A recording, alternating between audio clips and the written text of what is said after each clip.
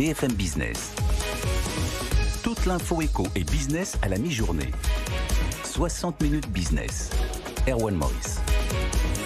Oui, le Conseil constitutionnel, ça y est, a donné son feu vert hier. Le pass sanitaire s'étendra donc dès lundi, notamment aux restaurateurs, aux bars, aux longs trajets en train aussi. Vous serez obligés de le présenter. Mais les sages retoquent certaines mesures, les plus polémiques, notamment la rupture anticipée de certains contrats de travail qui visaient les CDD et les intérimaires. Nous sommes avec Hakim Gawawi. Bonjour. Bonjour. Merci d'être avec nous, PDG fondateur des Bistrots Pas Parisiens, chaîne de restaurants en Ile-de-France. Ouais, je préfère le mot famille de restaurants que chaîne. Famille. Mais oui, effectivement, c'est le cas. On est dans les Hauts-de-Seine. Bon, alors, vous avez suivi, bien sûr, ces décisions. Ce coup de tampon final hier donné par le Conseil constitutionnel. Comment vous réagissez d'abord à ces annonces, à ce qui a été validé, à ce qui a été retoqué ? Je pense qu'on traverse une période sans précédent et qu'on navigue un petit peu comme dans un avion à l'aveuglette, dans le brouillard. Ouais. Et donc, on doit se fier aux instruments. Et je pense que les décisions sont prises rapidement en fonction de la situation, de l'évolution des contaminations, des vaccins, enfin d'un tas d'éléments qui sont des indicateurs. Nous, on n'a qu'une seule volonté, c'est de pouvoir reprendre un jour et le plus vite possible notre travail normalement et de rester ouvert le plus longtemps possible. Donc, il y a un sujet sur les vaccinations. Aujourd'hui, j'ai senti qu'on contraignait un petit peu les gens à se vacciner sous peine de ne pas pouvoir se rendre dans les restaurants, les employés à se faire vacciner sous peine de ne pas pouvoir poursuivre leur activité. Je veux pas polémiquer sur les raisons, le oui ou le non. Moi, je suis un citoyen.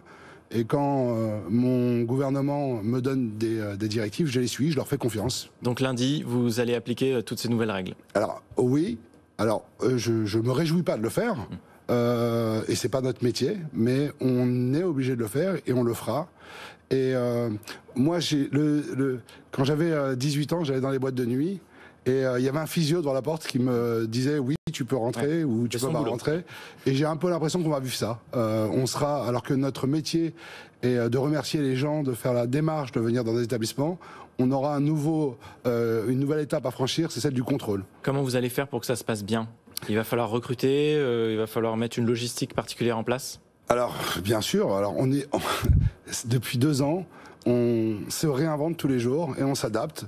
Donc, on cherchera d'être innovant. Nous, on va proposer une formule dans nos établissements avec le pass, entre guillemets, sanitaire, dans lequel on offrira des remises au premier passage, au deuxième passage et au troisième passage. On va essayer de faire un peu d'humour autour de ça.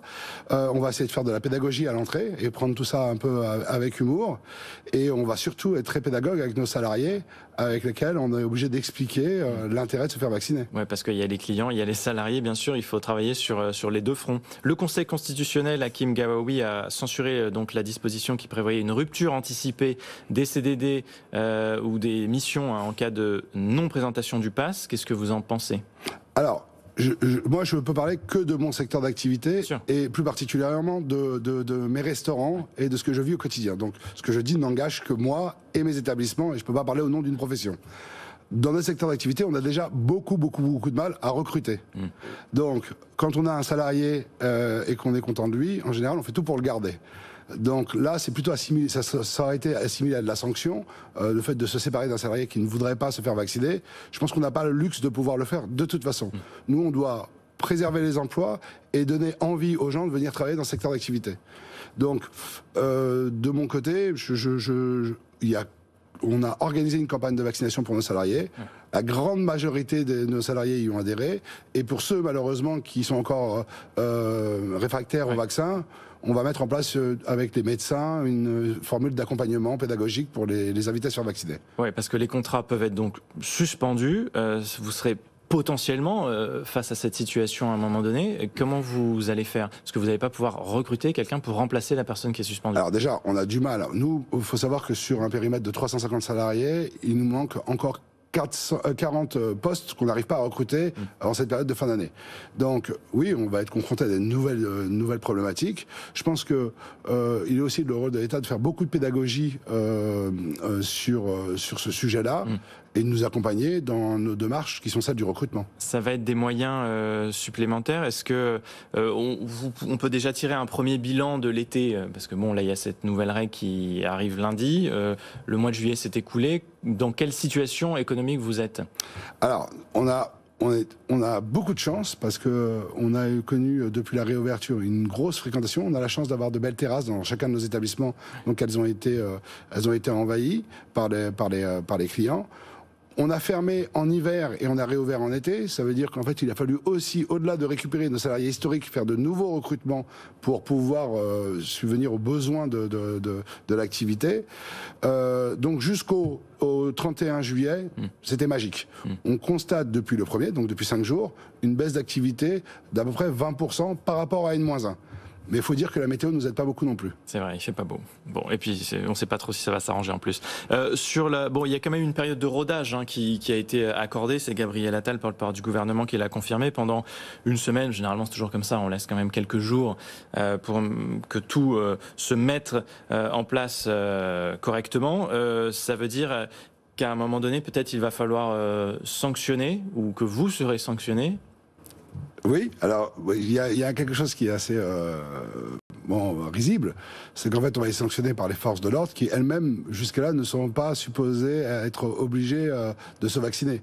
Donc en fait on devrait avoir des contrôles par les forces de l'ordre à qui on devrait demander également un pass sanitaire pour pouvoir avoir accès à nos établissements. Donc je ne sais pas si c'est prévu par la loi, mais pour moi, toute personne qui rentre dans le restaurant, elle est supposée faire la démonstration qu'elle est vaccinée ou en tout cas qu'elle a un test de moins de 48 heures PCR. Merci beaucoup, Hakim Gawawi, d'avoir été avec nous, d'être venu partager votre ressenti aussi sur ces nouvelles mesures qui entrent en vigueur à partir de lundi, notamment dans les restaurants. PDG fondateur des Bistrots Pas Parisiens, qui était notre invité. Merci beaucoup. Merci.